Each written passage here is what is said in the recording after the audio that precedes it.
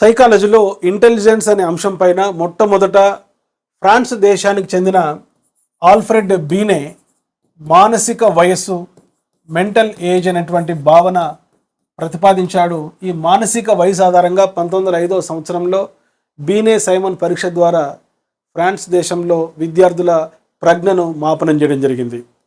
అయితే జర్మనీ దేశానికి చెందినటువంటి స్టెర్న్ అనేటువంటి శాస్త్రవేత్త ఈ మానసిక వయసును శారీరక వయసుతో భాగించి వచ్చినటువంటి డేటాను 100 చేత హెచ్చిస్తే వచ్చిన లబ్ధినే ప్రజ్ఞాలబ్ధి, ఇంటెలిజెన్స్ కోషంట్గా పేర్కొన్నాడు.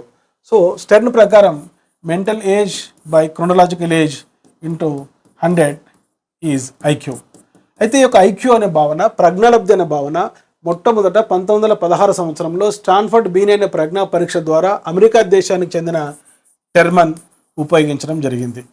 ఇక్కడ టీజీడీఎస్సీ 2024లో అడిగిన ప్రశ్న, రీటా వాస్తవిక వయసు 10 సంవత్సరాలు, మానసిక వయసు కూడా 10 సంవత్సరాలు.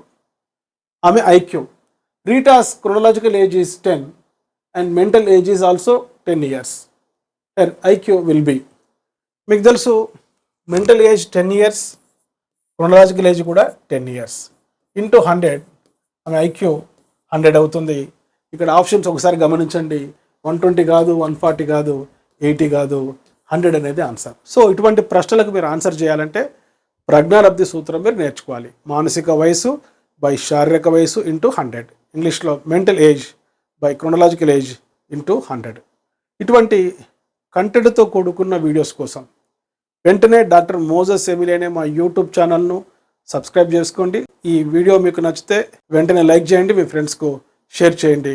సో మీరు టీచర్ జాబ్ సాధించాలంటే ఎమిలీ అకాడమీలో ఉండే ప్రీవియస్ షార్ట్స్ వీడియోస్ చూడండి. ఎడ్యుకేషన్ అండ్ సైకాలజీలో, పర్స్పెక్టివ్స్ ఇన్ ఎడ్యుకేషన్లో, పెడగాజీలో ఒక మంచి అవగాహన కలుగుతుంది. I wish you all the best. Play స్టోర్లో ఎమిలీ అకాడమీ అని టైప్ చేసి నేడే యాప్ డౌన్లోడ్ చేసుకోండి. All the best.